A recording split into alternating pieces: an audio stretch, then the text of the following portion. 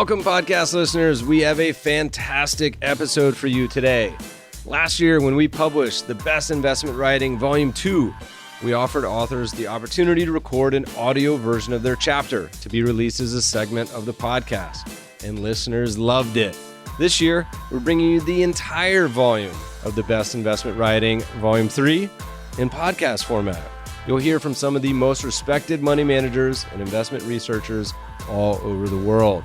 Enough from me. Let's get to our guests and let them take over this special episode. Hi, this is Ben Johnson. I'm the Director of Global ETF Research with Morningstar. Morningstar is a global research organization dedicated to empowering investor success.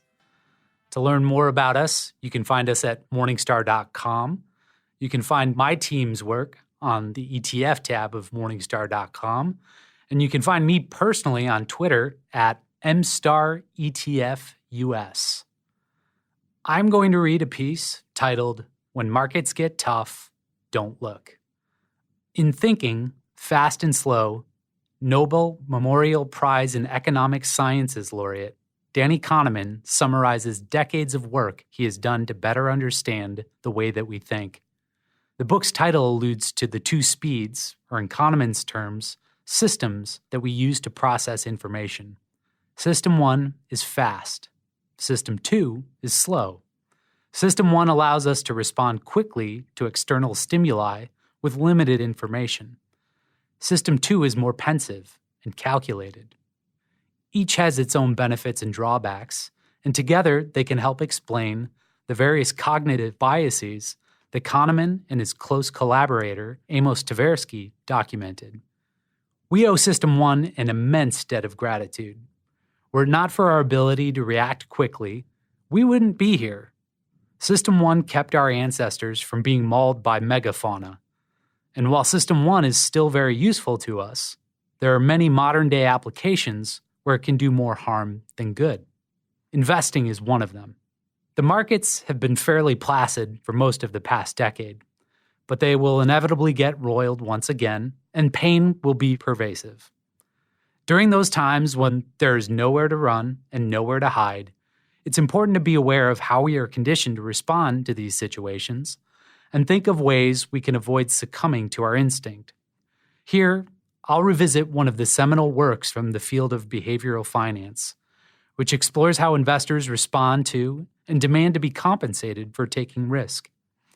I'll also share my thoughts on one way we might be able to better cope with tough market environments.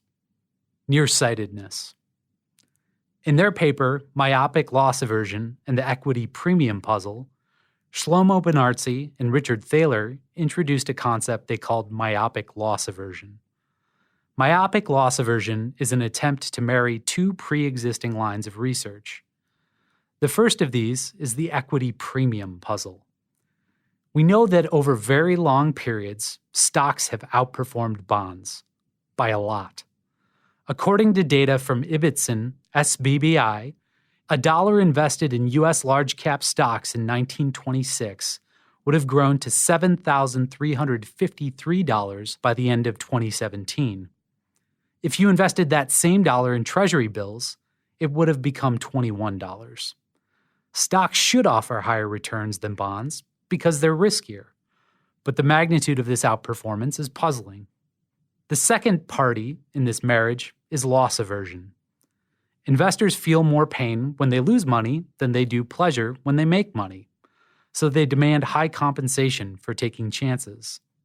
Loss aversion also leads investors to check their portfolios regularly.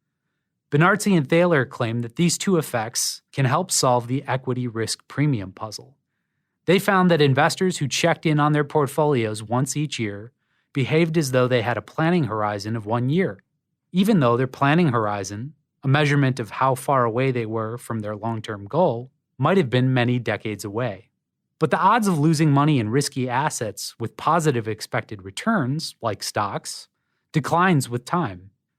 Benartzi and Thaler argue that investors' perception of risk increases as they check in on their portfolios more frequently, so they demand a large equity risk premium to compensate for the greater variability of returns. This nugget in the author's own words, is most relevant to this discussion. Quote, "The longer the investor intends to hold the asset, the more attractive the risky asset will appear, as long as the investment is not evaluated frequently." End quote. The further we remove ourselves from the inexplicable day-to-day gyrations of the market, the less risky we will perceive our investments to be. This, in theory, should help us stay the course. A picture is worth 1,000 words. The exhibit I've included in my article is intended to help frame the potential value of longer evaluation periods. I hope it will keep things in perspective during dark days in the markets. The top row shows calendar year returns for the investor share class of Vanguard Balanced Index, which I've chosen as a proxy for a broadly diversified portfolio. Subsequent rows show annualized returns for that fund over the ensuing 2 to 25-year periods, where applicable. There have been bad years during which investors have suffered big losses, but the pain of these losses is temporary. Returns for the Vanguard Fund were negative in just 5 of the 25 calendar years included here. Its returns were positive in each of the multi-year periods extending beyond 4 years. The longer the period, the narrower the range of returns, and the higher the median return. Markets have rewarded investors who can tolerate temporary discomfort. Don't look. Talk is cheap, and charts like these are too. Suffering through losses is far more taxing than any picture or 1,000 words can capture. Most investors' reaction to market malaise is visceral. Many may be permanently scarred by experiences like the global financial crisis. Their memory of these events can have a lasting effect on their willingness to take risk. So how might we be able to use what we know about myopic loss aversion to bypass System 1 to avoid responding to the market's troubles in a way that we'll later regret? I think the simplest way, though it's far from the easiest, is to simply stop looking. How often do you check your portfolio? Once a month? More? Less? As the exhibit lays bare, the more often you check in on your portfolio, the more likely you are to be disappointed with what you see. I think that the less often we look at our portfolios, the less likely we'll be upset and tempted to tinker. Tinkering rarely, if ever, helps us meet our long-term goals. It more likely results in costs, both directly measurable and implicit. The measurable costs include commissions and taxes. The largest implicit cost of tinkering is opportunity costs. Missing out on tremendous market returns because you've been parked in cash for the past 10 years, still shell-shocked from the last bear market. That's an opportunity cost. Over the long term, the market will do most of the heavy lifting for us, assuming we're along for the ride. So, if you have a long enough time horizon, stop watching CNBC. Forget your login to your brokerage account.